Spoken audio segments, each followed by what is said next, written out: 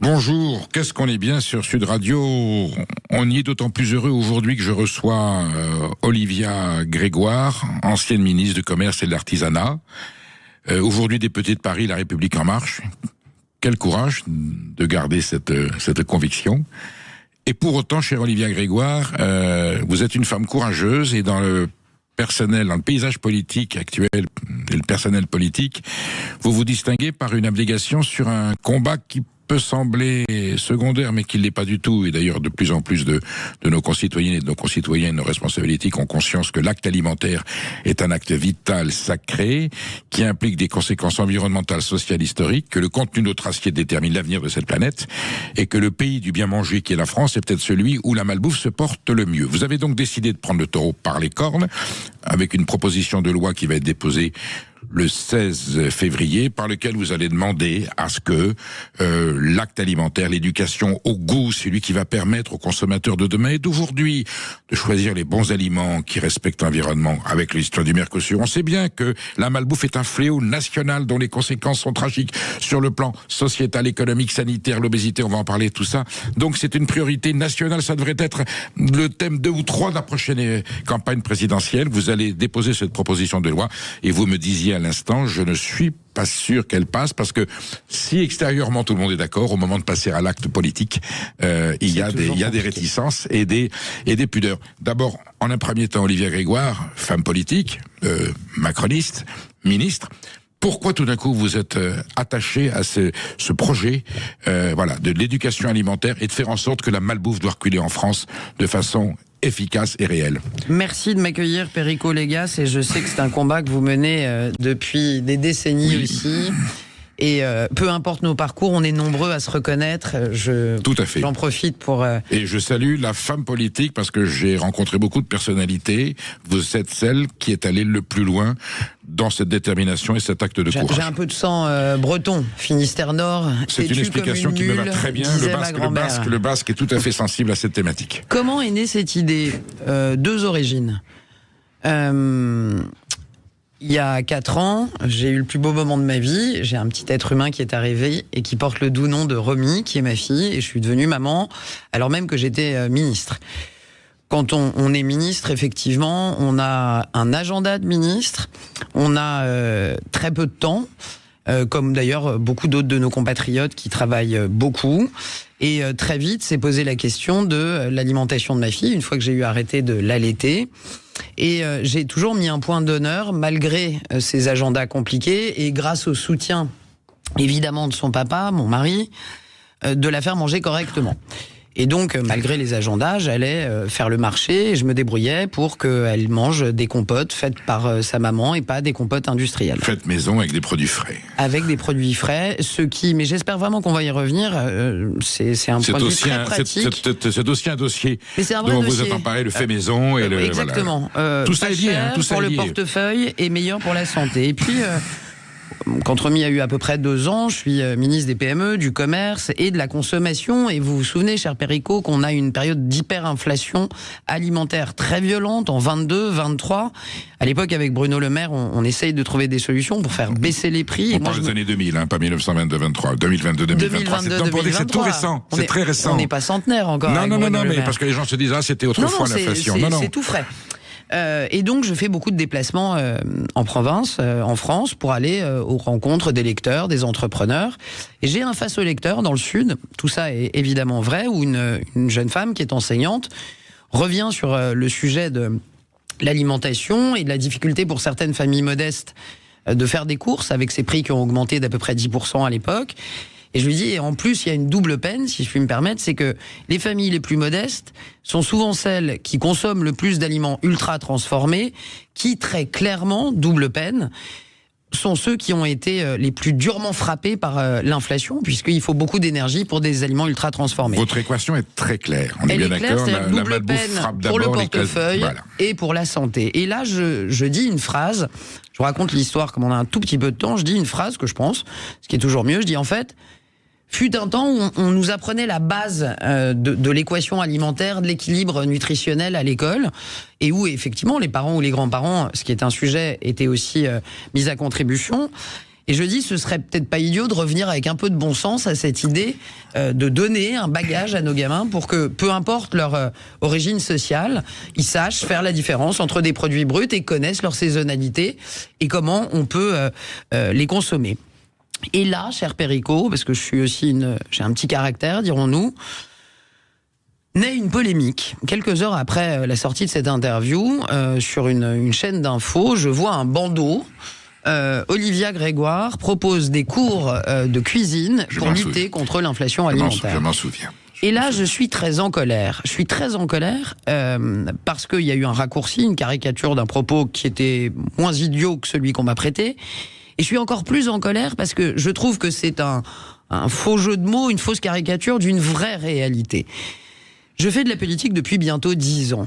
J'entends, et je m'y intéresse depuis 30 ans, j'entends matin, midi et soir, peu importe les partis, j'entends beaucoup parler de justice sociale, d'égalité des chances. Vous savez, ces mots très jolis, mais qui, si on ne leur donne pas une réalité dans la vraie vie, deviennent des mots creux et vides, comme c'est malheureusement le cas sur certains domaines. Et je reviens sur le sujet de l'alimentation et je me dis, voilà un sujet de terrible inégalité. On a presque le même âge. Vous connaissez Maxime Le Forestier. Moi, il a bercé une partie de mon enfance, dont cette chanson on choisit pas ses parents, on choisit pas sa famille, on choisit pas non plus les trottoirs de Manille, de Paris ou d'Alger. Pour apprendre à marcher, je me dis, c'est pareil pour apprendre à manger. Très beau cours de vie, très belle leçon de vie. Avant d'être ministre de la Consommation et des Entreprises, j'ai été en charge de l'économie sociale et solidaire, cette économie dont on parle assez peu, qui est celle qui, notamment avec les associations, les coopératives agricoles, mène beaucoup d'actions à destination des plus fragiles.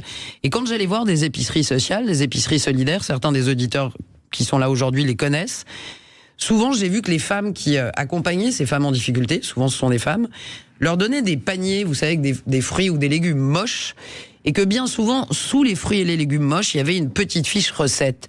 Parce que, quoi qu'on pense, les bien-pensants, on ne sait pas tous, peu importe ça dépend de sa culture, de son origine aussi géographique, familiale, comment cuisiner un panais ou comment cuisiner un potimarron. Et donc, je me suis dit, une fois que je serai plus ministre, ce qui a été assez rapide, dès septembre 2024, je me suis dit, je vais d'abord commencer par écouter.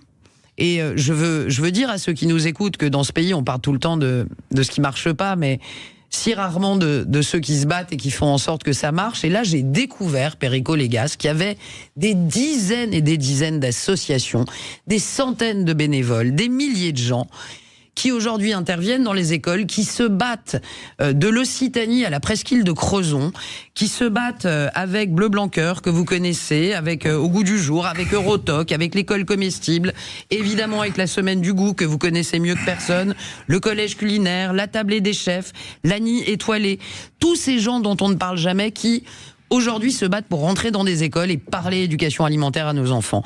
Et je me suis dit, en écoutant aussi nos chefs, dont certains me touchent, me parlent. Je pense à Alain Fontaine, qui est un grand monsieur, maître restaurateur. Qui se mobilise. Je pense à Régis Marcon, immense chef. Je pense à Arnaud Faye. Je pense à Philippe Etchebest, à Thierry Marc. Je pense à Nina Métayer. Tous ces chefs qu'on voit parfois à la télé, souvent dans les journaux, et qui, lorsque je les ai appelés il y a un an, m'ont dit « Mais évidemment, on te suit et on est avec toi ». Donc depuis un an, j'ai travaillé silencieusement sur un sujet qui n'est pas d'économie, contrairement à mes habitudes. Et j'ai travaillé par rapport à l'existant, puisque le ministère de l'Éducation nationale est quand même un univers à part entière. Et j'ai fait en sorte, malgré l'instabilité politique, avec pas moins de 4 ministres différents en 12 mois, oui, de présenter et de porter ce texte que je vous ai donc amené, qui propose de rendre obligatoire, on va y revenir, l'éducation à l'alimentation de nos enfants, de la première maternelle à l'entrée au lycée, ce qui ferait à peu près une séance par trimestre, soit 25 cours d'éducation à l'alimentation avant d'arriver au lycée. Ça ne grève pas le reste de l'enseignement public, on est d'accord, et privé. J'ai démarré à pas feutrer, parce que y a beaucoup de prétentions en général, et notamment dans l'univers politique, et moi je ne connaissais pas l'éducation nationale, et c'est pas avec une enfant en première section de maternelle que j'ai la prétention de la connaître. Évidemment. Donc j'ai écouté, j'ai travaillé évidemment avec les services du ministre, avec son cabinet, j'ai écouté aussi des syndicats de restauration scolaire notamment, pour voir comment faire au mieux. La réalité, c'est que bien souvent, et c'est la députée de Paris qui le dit, quand on veut apporter un nouvel enseignement ou renforcer un enseignement au sein de l'éducation nationale, bien souvent, depuis Paris, nous votons un nouveau programme, une nouvelle thématique. Bon. La réalité, c'est que nos enseignants, en aval, ceux qui doivent mettre en œuvre ce que les législateurs décident, en réalité, les journées ne font que 7-8 heures et on ne peut décemment pas créer de nouvelles obligations permanentes sans se soucier de la façon et des modalités dont ils vont la mettre en œuvre. Donc j'ai fait un travail de fourmi qui a consisté à identifier au sein du parcours scolaire les moments où on parlait déjà d'éducation à l'alimentation. Parce que oui, notamment dans le primaire, ce qui est essentiel auprès de la petite enfance, il y a des modules qu'on appelle explorer le monde, découvrir le monde, puis sciences et technologies, juste avant la 6e, où est mentionnée l'éducation à l'alimentation. Mais l'éducation à l'alimentation, elle est mentionnée au milieu d'autres savoirs qui sont tout aussi importants, je n'en doute pas. Gaspillage alimentaire, développement durable, sport et santé. La réalité, c'est que comme l'enseignement éducation à l'alimentation est un peu mélangé au milieu de ce panier d'enseignements fondamentaux, je propose avec ce texte de loi qu'on vérifie, qu'on expérimente, c'est l'objet, dans 4 très grandes académies, que c'est effectivement dispensé à nos enfants. Olivia Grégoire, on y revient dans quelques instants. Appelez-nous, auditeurs de Sud Radio. Je suis sûr que cette thématique vous passionne, vous concerne, vous touche, que vous avez un avis sur la façon dont la malbouffe se déploie en France, où on sait que les fast-foods et la grande distribution se portent bien et quelquefois on peut faire des rapports de cause à effet. À l'école, les cantines scolaires, vous voyez peut-être autour de vous des enfants qui oublient les valeurs alimentaires, qui mangent mal, et peut-être c'est quelque chose qui vous inquiète. Olivia Grégoire répondra à vos inquiétudes, à vos interrogations au 0826 300 300. Vous appelez Emmanuel Galasso qui prend votre appel. Je vous dis à tout de suite. Sud Radio. Sud Radio. Parlons vrai. Parlons vrai. Sud Radio. Parlons vrai. Midi 14h. Sud Radio. La France dans tous ses états. Perico Légas reçoit Olivia Grégoire, ancienne ministre et peut-être future ministre, parce que la vie républicaine aujourd'hui est mouvementée et active. En tout cas, députée de Paris, qui prend à bras le corps et avec tout son cœur le thème de l'enseignement du goût à l'école pour combattre efficacement la malbouffe, parce que c'est évidemment par la transmission de ce savoir, c'est un savoir manger. L'acte alimentaire est un acte politique, social, culturel, environnemental. Si nous privons surtout en France, notre jeunesse, de cette connaissance, de cette intelligence, qui ne peut faire que du bien à notre environnement, à nos agriculteurs, à notre commerce extérieur, tout ce que l'on veut, et surtout à la vie familiale et à notre santé, parce que la malbouffe engendre des maladies. Donc, vous vous êtes emparé de ce sujet comme un enjeu politique majeur, et on vous moque un petit peu, d'ailleurs, là-dessus. Oui, on considérait peut-être d'autres priorités. Non, c'est une priorité. Et je voudrais y venir là très concrètement, Olivia Grégoire. Cette proposition de loi que vous allez déposer le 16 février prochain. D'abord, en 2 mots, comment est-elle articulée? Parce qu'attention, il faut que ce soit très efficace, il faut que ça corresponde aux réalités. Comment est-elle articulée? Ensuite, je vous demanderai quelles sont ses chances d'aboutir. D'abord, comment vous l'avez pensée? Je l'ai pensée très simplement. Je vous le disais juste avant, il y a quelques minutes. Je l'ai pensé en pensant à ce qu'il ne fallait pas faire. On évacue l'expérience ayant parlé. Donc, créer un nouvel enseignement à partir de rien, depuis Paris, et décider que toutes les communes de France et tous nos enseignants, comme ça, du jour au lendemain, vont trouver les moyens, vont trouver les programmes, vont trouver le temps scolaire, c'est un songe, et je n'ai pas travaillé comme ça. J'ai travaillé... Il y a le personnel potentiel, où il faut aussi le Aujourd'hui, ce sont les enseignants de notre communauté éducative qui, à chaque degré, que ce soit au sein des enseignements découvrir et explorer le monde, puis au sein de ce qu'on appelle le parcours éducatif de santé, qui, avec le chef d'établissement, pour ce qui est du collège, anime un parcours éducatif au sein duquel l'éducation à l'alimentation est mentionnée, mais parmi d'autres. Parmi d'autres. Et je souhaite que cet enseignement ne soit pas facultatif, mais réellement obligatoire, en lien avec la restauration scolaire et la pause déjeuner. Vous avez établi le cadre. Le cadre est un cadre, comme on ne souhaite pas faire un texte descendant qui fait plaisir à l'ego, mais qui ne se met pas en œuvre. Moi, je propose quelque chose qui marche bien dans notre pays. En bon français, dans les entreprises, pardonnez-moi Perico, on appelle ça du test and learn. Oui, bon, c'est une proposition de loi de test and learn, c'est-à-dire que je propose dans 4 grandes académies volontaires que dans les 18 mois qui viennent, on se mette en ordre de marche pour que cette éducation à l'alimentation soit obligatoire au plan académique, en lien avec la restauration scolaire qui doit être un temps d'apprentissage. Petite parenthèse, je rappelle un fait historique que vous connaissez par cœur. Il y avait déjà eu une initiative de ce genre sur 6 régions, portée, ça ne s'invente pas, par Jacques Lang, qui était très sensible à cette thématique quand il était ministre de l'Éducation nationale, et il y avait eu des clivages gauche-droite qui fait que tout avait été abandonné. Madame Najat Vallaud-Belkacem a dit on a beaucoup d'autres priorités que celle-là, oui. Et tout avait foutu à la... Donc il y a tout à reprendre à zéro, juste pour dire que voilà, la République avait été soucieuse, oui. Et que vous avez le courage de dire non, c'est très important, il faut le reprendre. C'est surtout, vous disiez tout à l'heure, ancienne ministre, peut-être future, etc. Je ne sais pas ce que je serai de futur, ce que je sais c'est que je suis désormais maman. Et ce que je sais, c'est que voir des enfants dans ce pays qui ne sont pas égaux devant le socle de connaissances minimum des fruits, des légumes, de l'équilibre nutritionnel et des saisonnalités, très important, me préoccupe beaucoup. Quand en parallèle, tous les politiques vont au salon de l'agriculture qui sera ouvert dès la semaine prochaine et bondissent comme des cabris dans les allées en disant à nos agriculteurs et à nos producteurs mais oui c'est important l'alimentation et qui sont pas derrière moi pour porter ce combat, je peux vous dire aujourd'hui par exemple qu'Arnaud Rousseau, le président de la FNSEA, il n'a pas fallu que je l'appelle 3 fois pour qu'il me suive et qu'il m'accompagne. Pourquoi nos gamins ont envie, ma gamine de 4 ans a envie de fruits rouges au mois de novembre? Comment on fait pour que nos enfants aient le réflexe, comme nous avant, ou nos parents, de se dire, de fait, ce ne sont pas des produits européens. Parce qu'elles croient que c'est la norme. Toutes les semaines, on nous parle du Mercosur, on nous parle de souveraineté agricole, et on a des gamins, rappelez-vous, cher Perico, il y a 2 ans, j'avais fait ce sondage, qui ne font pas bien la différence entre un concombre et une courgette. Oui, bon, oui. La réalité, c'est que je pense que savoir manger est un savoir fondamental. Je pense que le contexte politique, puisque c'est le sens de votre question... En fait, rien n'est simple. Voilà, c'est le charme du moment. Je ne sais pas si c'était pareil avant et je crains que ce ne soit pareil après. Rien n'est simple. Donc j'entends, et j'ai entendu en commission notamment, certaines critiques qui pour certaines sont fondées. Donc j'ai essayé d'améliorer mon texte pour rassurer. Mais j'ai envie de dire à ceux qui nous écoutent et qui notamment à droite estiment que l'école, et ça s'entend, beaucoup de Français pensent pareil d'ailleurs, je pense qu'on aura des auditeurs qui vont me dire ça. Il y en a déjà une. Lire, écrire, compter, on n'arrive déjà pas le bien à le faire avec nos gamins. Est-ce que vous êtes sûr que leur apprendre à manger, c'est le rôle de l'école, c'est pas le rôle des parents? Alors moi je vais être très pragmatique, bien sûr que c'est le rôle des parents, mais je le disais dans un groupe de presse ce week-end Centre France, si les parents le font mal ou pas, on fait comment? Qui le fait? Alors justement. Et deuxièmement, oui. J'ai envie de dire, comme ça vous aurez les 2 axes qui ont pu être des axes de critique.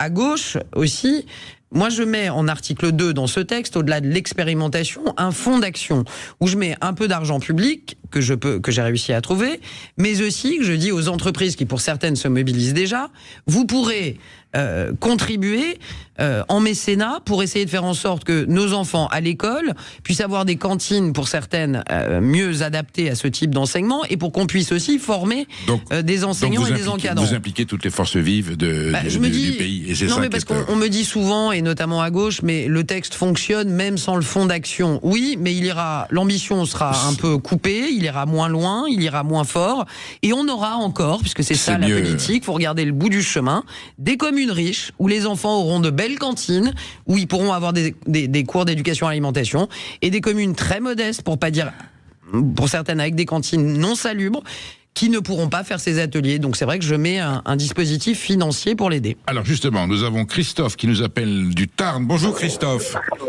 Bonjour Perico, bonjour Madame la Ministre, oui. Merci de nous appeler. Vous êtes déjà préalablement, vous êtes père de famille, vous avez été confronté à... Oh là là, moi j'ai 62 ans, mes enfants sont grands. Oui. Voilà, j'habite à la campagne. Et en vous écoutant, j'étais en train de déjeuner.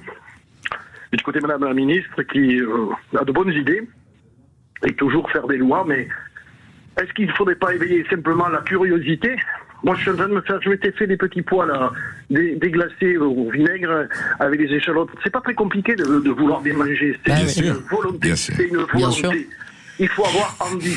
Et dans un pays comme le nôtre, où on est dans l'opulence de tout, et en plus, les jeunes, ils ont les portables. C'est pas très compliqué. Vous tapez Topinambour recette, ça sort. Moi, je le fais à 62 ans pour travailler des trucs différents. Encore Mais il faut faut-il être connaître curieux de ça. Topinambour. Topinambour, pané, ce que vous voudrez, des légumes, des trucs. Mais vous avez vu les pubs qu'on a sur les... Moi, je regarde pas la télé, mais quand on allume la télé, c'est la malbouffe, c'est les fast-food. Vous rentrez dans des supermarchés, des rayons de chips, de gâteaux, apéros, ça. Mais excusez-moi, je vais dire quelque chose de un peu vulgaire, mais ça dégueule de choses comme ça. Les industriels sont coupables, enfin, il y a plein de choses. Il y a plein de choses à faire, il a raison. Il faut éduquer, elle a raison. Bien sûr. Votre question, Mais pas que- Christophe, c'est comment susciter, au-delà de la législation qui est nécessaire pour créer un cadre scolaire, comment susciter chez le consommateur et chez les jeunes l'envie de consommer des choses qui font du bien à tout le monde. Par quel moyen, avec les moyens sociaux, vous allez me dire, est-ce qu'on peut pas alerter davantage le consommateur? Bon, déjà, cher Christophe, bon appétit. Merci. C'est un peu loin le Tarn, mais je serais bienvenue pour déjeuner, mais je vais être là pour le goûter plutôt. Mais Moi, je suis musicien, donc je suis souvent à la maison, donc je me fais 3 repas par jour. Je veux dire, vous devez être en bonne santé. Vous êtes où exactement dans le Tarn, Christophe? à Fiac, à côté de Lavore. Oui, bien sûr. Très beau terroir. Voilà. Très Alors, beau. Très beau terroir. vous avez raison sur plusieurs points, mais je vais reprendre votre exemple très concrètement, cher Christophe, sur Topinambour et pané. Alors, là où vous avez raison, c'est qu'on caricature beaucoup nos jeunes. Et j'ai fait un sondage important pour m'accompagner dans ce texte de loi, qui démontre assez clairement que les jeunes se servent aussi, et de façon équitable, des réseaux sociaux pour trouver des recettes et des recettes saines de produits bruts. Donc en fait, nos enfants, les 15-24 ans, les jeunes adultes et les ados, se servent des réseaux sociaux soit à part égale, soit pour aller chercher ce qu'on appelle de la junk food, soit pour aller chercher des recettes healthy, saines, Oui. à partir de produits bruts. Donc déjà, je leur jette pas la pierre, parce que contrairement à ce qu'on pourrait croire, ils ne vont pas que voir des recettes de trucs plein de fromage fondu et plein d'aliments ultra transformés. La réalité, c'est que vous parliez de votre âge, un peu plus de 60 ans. Moi, ce que je crois, c'est qu'on a perdu ça, on a perdu cet enseignement de génération en génération. Et je vais vous dire, j'ai un peu l'impression que c'est ma génération, moi j'ai eu 47 ans, qui est la génération de rupture. La transmission, c'est mal Alors, faite. moi, on me l'a faite. Voilà, bien sûr. J'ai eu la Bien chance sûr. de l'avoir. Heureusement. Mais tout le monde ne l'a mais pas je eu. vois que tout le monde ne la fait pas. Et j'aime pas, en ce moment dans la société actuelle, on est vraiment dans une société du bouc émissaire, de qui c'est la faute. Bon, C'est la tendance. de qui c'est la faute, je sais pas. Où on trouve la solution, ça m'intéresse plus. Qu'est-ce qu'on a? On a des familles qui ont explosé depuis 25 ans. Monoparentalité, papa solo, maman solo. C'est plus compliqué en solo, je l'admets, et ça peut être plus compliqué. On a aussi, je reviens sur votre histoire de la volonté, on a aussi des horaires décalés. Il y en avait à l'époque des 3-8, hein, ça m'a pas échappé. C'est Mais encore pire. quand vous êtes seul, maman ou papa, avec un enfant, et que vous êtes aide-soignant ou anesthésiste ou agent de sécurité, moi je donne pas de leçons. Je peux comprendre que le frigo soit pas plein tout le temps de bonnes choses et parfois de choses déjà préparées. Ce que je remarque juste, ça va jusqu'à ce que mon ami Richard Ramos, député Modem, dit souvent, jusqu'au temps du repas. On mange en nomade maintenant. Vous avez remarqué, tout le monde vient chercher son truc dans le frigo. On expédie. Et puis on marche, l'un devant le canapé, l'autre dans sa chambre. Donc on a perdu l'échange de la discussion avant le repas, on a perdu la connaissance des produits et les histoires autour des produits, et on a même perdu le lien du temps du repas. Bien sûr, et je le dis en tant que maman plus qu'en tant que femme politique, tout ça relève du rôle de la famille, et vous avez face à vous une femme qui n'a pas très envie, même pas du tout, que l'État vienne fourrer son nez ni dans mon frigo, ni dans ma chambre à coucher. Donc moi j'appelle tout le monde à avoir cette conscience, d'autant plus que cette conscience, elle est bonne pour votre estomac, elle est bonne pour votre santé, elle est bonne pour votre portefeuille, et elle est bonne pour nos agriculteurs. La réalité, et la politique, c'est du réel, c'est que on a aujourd'hui beaucoup de parents qui ont envie de bien faire, notamment chez les 35-naires, 40-naires, mais qui ne savent plus ou qui ne savent pas par quel bout prendre le machin. Ils n'ont pas forcément les codes. En tout cas, vous dites bien, Olivier Grégoire, que l'instant de table est un acte social et culturel et humain. On y revient dans quelques instants. Vous nous appelez au 0826 300 300. Vous appelez Emmanuel Galasso. Olivier Grégoire répondra à votre question parce qu'il est évident que vous êtes concerné et intéressé. Comment combattre la malbouffe et comment réintroduire dans notre jeunesse les valeurs alimentaires qui fait que la France est un pays où il fait bon vivre. À tout de suite. Sud Radio. Sud Radio. Parlons vrai. Parlons vrai. Sud Radio. Midi 14h, Sud Radio, la France dans tous ses états. Perico Légas est très fier de recevoir Olivia Grégoire. Nous menons ce combat en commun. On a peut-être des divergences politiques sur les orientations politiques de la France, sur le personnel politique, mais nous sommes des patriotes et des républicains. De l'assiette. Et nous avons compris que l'essentiel, voilà, autour du contenu de l'acte alimentaire, c'est notre patrimoine agricole, c'est notre patrimoine culturel. Du contenu de l'assiette dépend l'avenir de demain, et nous avons une jeunesse au pays du bien manger dont on pourrait penser qu'elle est très éduquée. On en parlait aux antennes à l'instant. Olivia, vous me disiez que votre fille, elle connaît, et les miens, nos enfants connaissent le nom des produits, le nom des fromages, peut-être pas tout, mais enfin ils savent. Et autant vous avez une jeunesse qui ne fait pas la différence aujourd'hui entre la viande et du poisson, et quand vous citez un nom de légume ou un nom de volaille, ils ne savent pas à quoi ça correspond. Cette nécessité vitale, votre proposition de loi va être déposée le 16 février. On va mettre, c'est le cas de dire, mettre les pieds dans le plat. L'idée est très belle. Je suis sûr que vous êtes entouré de gens qui vous disent formidable. Dans la réalité concrète, dans le cadre de l'Assemblée nationale où vous siégez, est-ce que vous sentez un consensus très clair et très strict pour que ce projet de loi aboutisse? Déjà, je tiens à vous remercier parce que l'enthousiasme et le soutien qui est le vôtre n'est pas nécessairement celui qui m'étreint dès que je parle du sujet. Donc, parmi les choses critiques en ce moment, dans mon panier de critiques qui est assez fourni, j'ai le fameux, franchement, vous n'avez pas plus urgent. Alors je rappelle, votre projet c'est pas d'apprendre à faire des gâteaux à l'école et de faire de la... Alors la gastronomie c'est très bien, on n'apprend pas à faire de la cuisine avec un tablier, on apprend aux enfants à savoir s'alimenter en fonction de produits sains qui font du bien au pays, à eux et à notre culture alimentaire. C'est de la pédagogie pure. Pour ceux qui nous entendent et qui connaissent les programmes, ce qui est le cas de nombreux Français, encore une fois, je ne dis pas que ça n'est pas mentionné dans le Code de l'éducation. Pour l'avoir lu, c'est mentionné une fois. Alors les mentions, c'est très bien. Donc, on aime bien je les actes. veux juste vérifier que dans la vraie vie des bêtes, comme on dit, ça existe. Et j'ai comme un doute. Si, après 18 mois d'expérimentation dans les 4 académies volontaires, on me dit mais tout roule bien, ça marche dans toutes les écoles, de toutes les communes, des 4 académies volontaires, etc. Très bien. J'ai comme un doute aujourd'hui.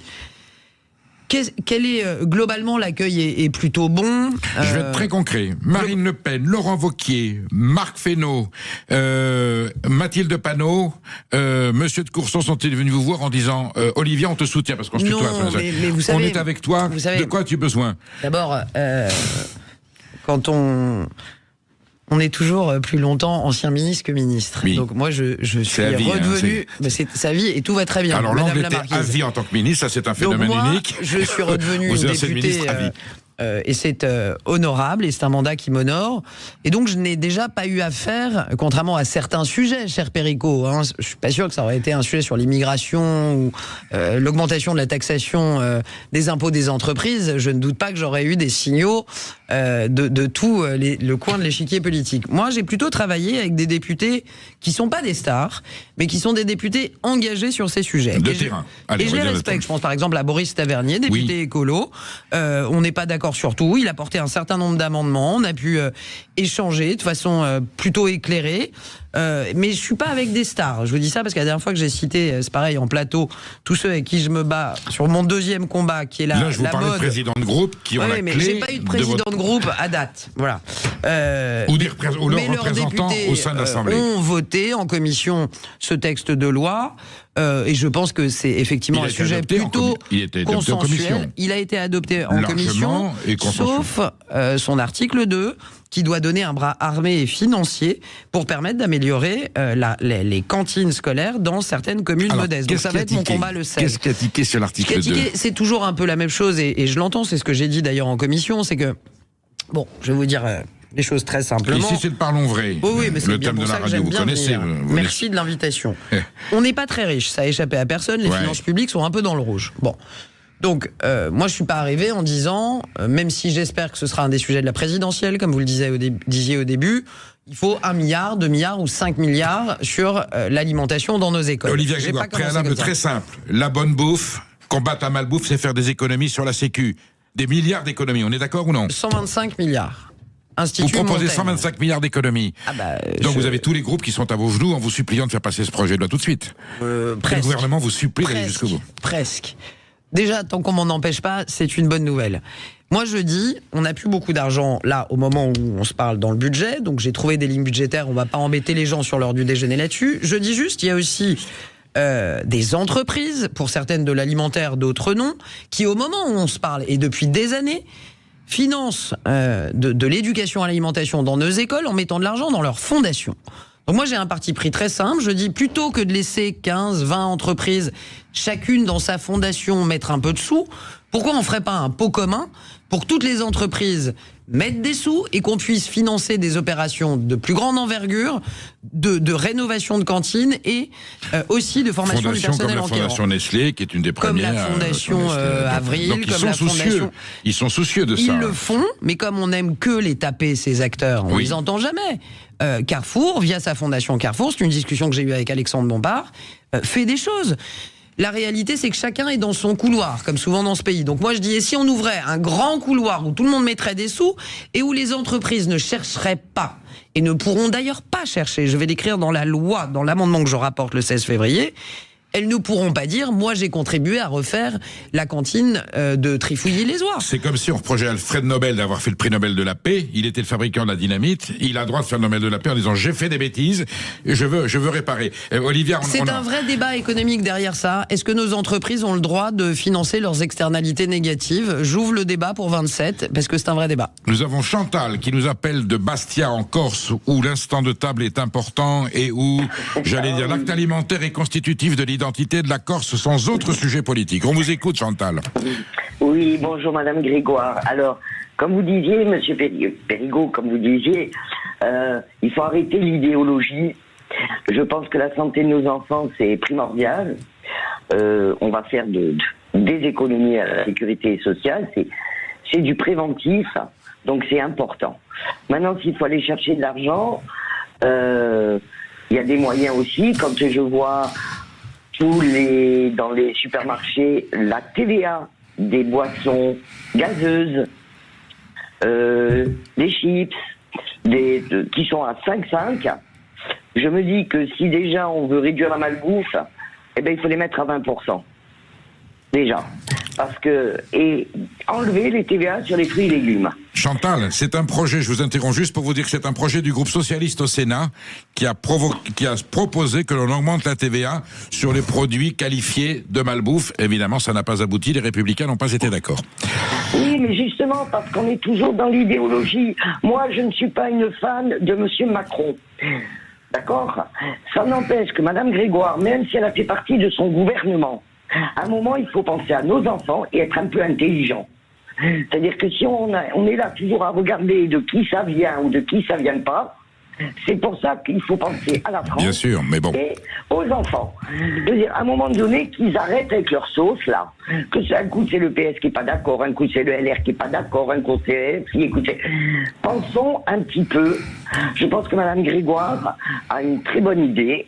Après, on peut en discuter, hein, parce que la Fondation Avril, ça me fait doucement rigoler, mais pourquoi pas? Ils participent, et ben pourquoi pas?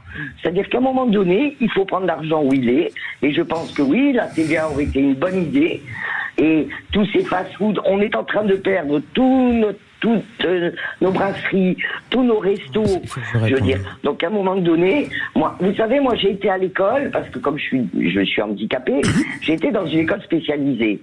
Dès la 6e, j'avais des cours de cuisine. Je l'ai même présenté au BEPC. C'était obligatoire, parce qu'étant donné... On s'en souvient, les anciens s'en souviennent. C'était dans le programme scolaire. Oui, puis nous, comme nous étions... ou aveugles ou malvoyants, il fallait qu'ils nous apprennent à être autonomes. Donc c'est vrai qu'on avait des cours de cuisine qui étaient très poussés parce qu'il fallait qu'on apprenne à être autonome. Et j'étais pas dans une école publique, vous pensez bien, mais ça fait rien.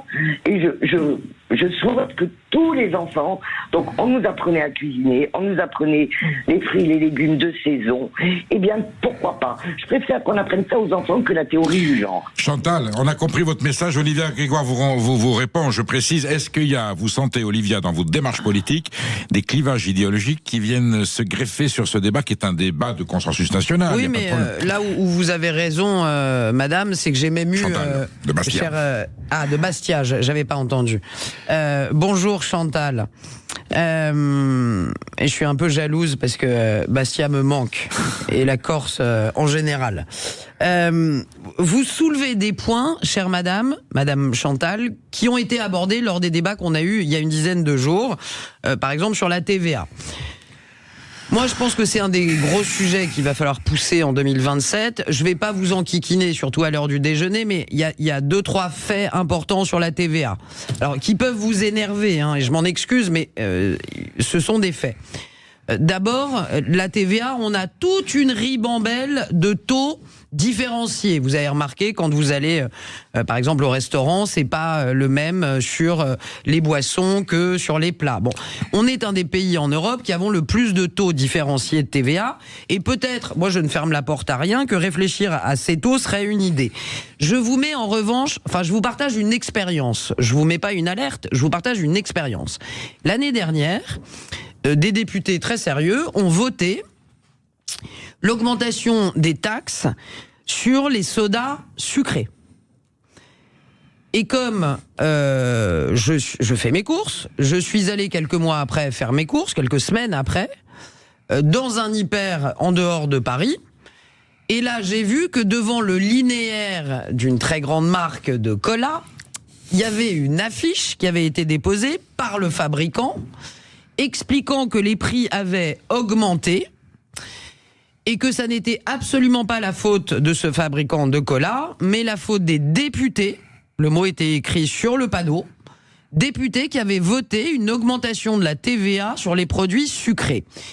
Ce que je veux vous dire, Chantal, c'est que moi, je ne l'ai pas voté, cette augmentation de TVA sur les produits sucrés. Pourquoi ? Et on peut le trouver dans les archives de l'Assemblée, je l'ai dit en prenant le micro.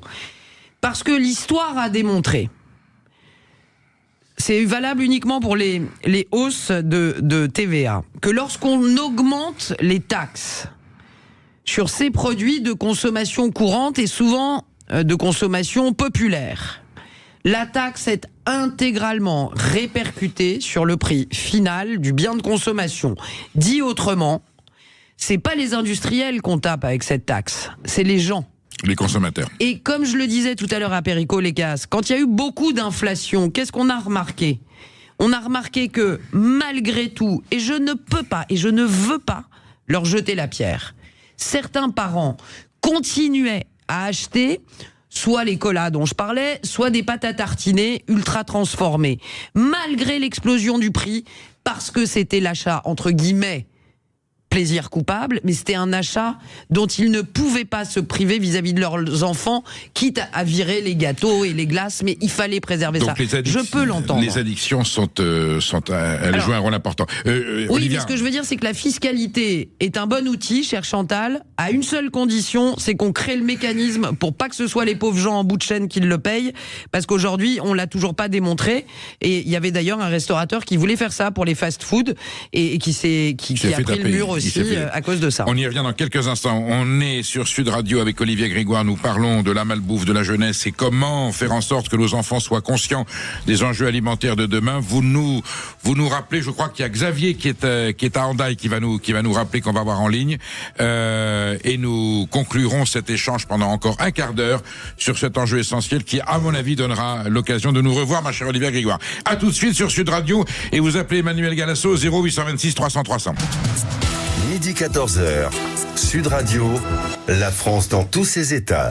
Perico Légas reçoit Olivier Grégoire et nous débattons, j'allais dire à cœur ouvert et à bâton rompu. Alors, ce sont des bâtons pleins de goût et de saveur sur les enjeux alimentaires et comment, j'allais dire, initier notre jeunesse à cette connaissance de l'acte alimentaire de façon à ce qu'elle se nourrisse bien, qu'elle soit heureuse, en bonne santé et qu'elle fasse travailler nos agriculteurs. Xavier, vous appelez d'Hendaye. Qu'est-ce que je peux vous appeler Chabi? Oui, bien sûr. Bon, alors, Chabi, quelle est la question que vous avez envie de poser à Madame Grégoire? Alors, j'ai une question et une remarque. Allez-y, la question, ça concerne la saisonnalité. Alors, je suis d'accord qu'il faut acheter des produits de saison. Mais alors, comment on peut expliquer qu'il y a des pommes toute l'année? Très bien. Et la remarque, c'est au sud de la Bidassoa, il m'arrive d'aller faire des courses. Et il y a déjà des TVA différenciés sur les produits agricoles bruts et les produits déjà transformés. Par exemple, si vous achetez des petits pois frais, c'est une TVA minimum, mais si vous les achetez en boîte, c'est plus la même TVA. Vous voulez dire que la législation du gouvernement espagnol a déjà entré, entre en compte. Il y a longtemps déjà. Hein. Bonjour. Oui, je vous écoute. Bonjour, cher Xavier. Enchanté. D'abord, je voulais vous dire que sur la question des pommes est intéressante, mais elle n'est pas exclusive. Ce que je veux dire, c'est que, et ce n'est pas le sens de votre question, mais sous prétexte qu'on trouve des pommes aujourd'hui toute l'année, ça ne nous empêche quand même pas de rappeler que les endives, enfin les chicons, c'est plutôt en hiver, et les tomates en été, les fruits rouges en été.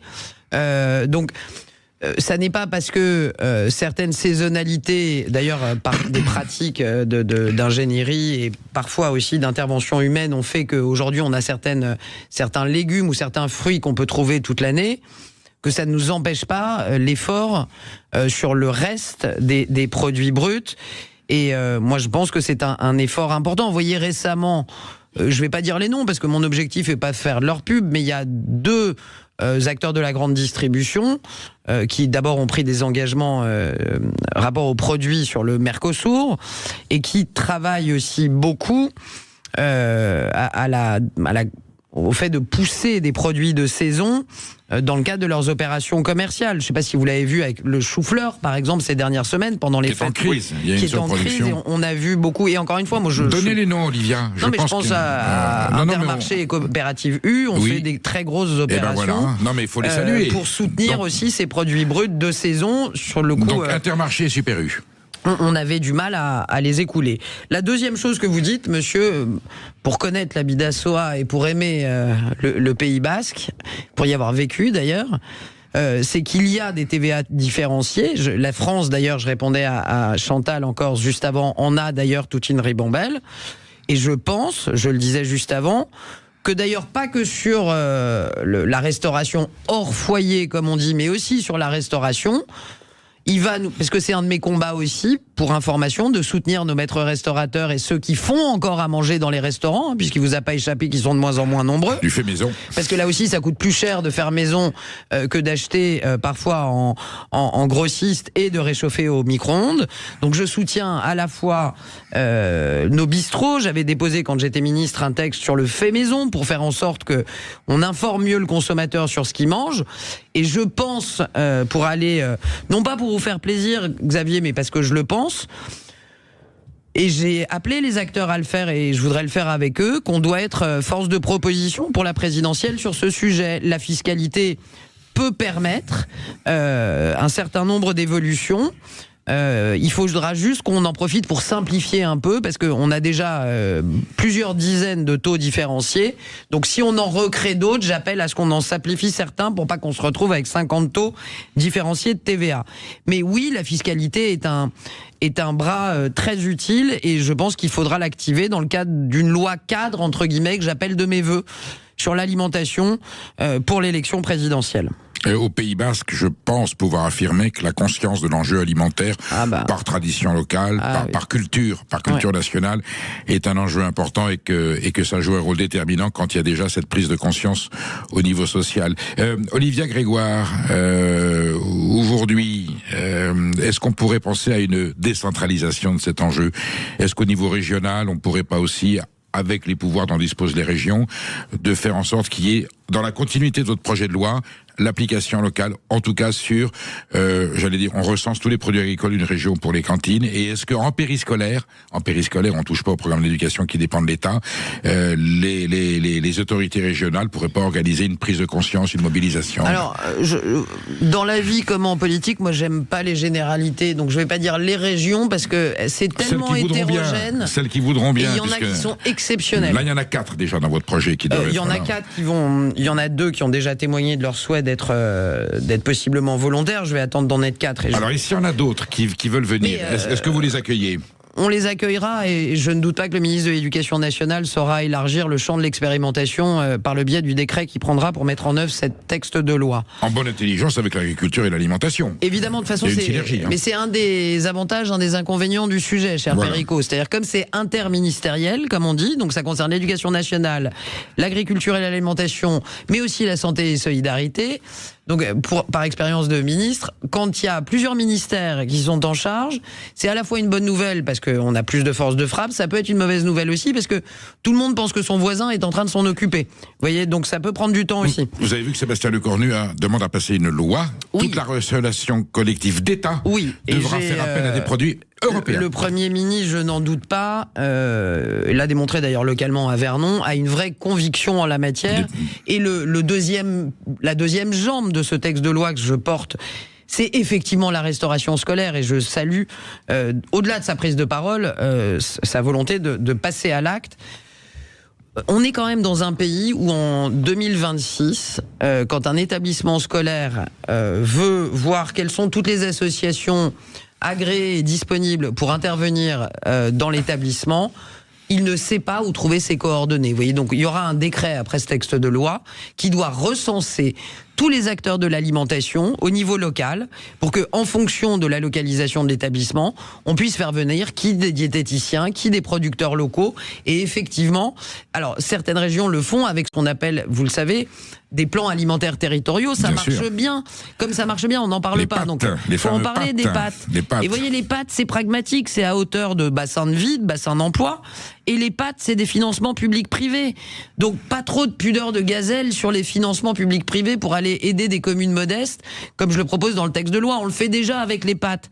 C'est pas un truc d'intellectuel, hein, moi, ce que je propose. C'est un truc bourré de bon sens. Que des éleveurs, que des restaurateurs, que des cantiniers, que des agriculteurs, des diététiciens viennent dans nos écoles expliquer à un gamin, en plus c'est drôle, l'histoire du topinambour. Quand il mange du céleri rémoulade, vous avez déjà montré un céleri rave à un gamin, il croit que c'est un martien. C'est très rigolo. Olivia Donc Grégoire. faisons ça avec conscience, avec humour. Mais je le redis, pour moi c'est un sujet de protection de l'enfance et c'est un sujet de terrible inégalité. J'entends et je salue ceux qui s'intéressent et qui me disent oui mais enfin c'est le rôle des familles. Oubliez pas quand même qu'il y a certaines familles qui n'y arriveront pas. Est-ce que c'est normal de laisser nos enfants dans l'ignorance ? Grégoire, je vous cite à comparaître sur cette antenne pour nous donner le résultat de votre démarche, comment la République vous traite. On n'a pas parlé du Nutri-Score, tout ça c'est des enjeux importants. Je reviendrai. Alors vous reviendrez. Parce que moi c'est Origine Info et on va continuer à préparez votre agenda parce que je vais avoir besoin de votre témoignage et j'allais dire votre soutien parce que c'est un combat que nous menons aussi sur cette antenne. Quant à nous, je vous dis à demain et là je vous laisse en compagnie de l'excellente Brigitte Lahaye qui va parler aussi de sensorialité, peut-être sur un autre registre. On a aussi besoin d'amour quand on parle de ces enjeux. Merci Olivia Grégoire d'avoir été parmi nous. Et donc à très vite. À bientôt.